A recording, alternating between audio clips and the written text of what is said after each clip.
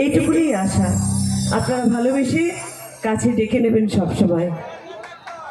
আর কি চাই বলুন, জীবনে এইটুকুনি পাওয়া, মানুষের ভালোবাসা। আমরা যখন সংসারেও থাকি আমরা মনে এইটাই আমরা সবাই চাই যে পরিবারের সকলে আমাদের ভালোবাসবে, আমাদের কাছে টেনে নেবে।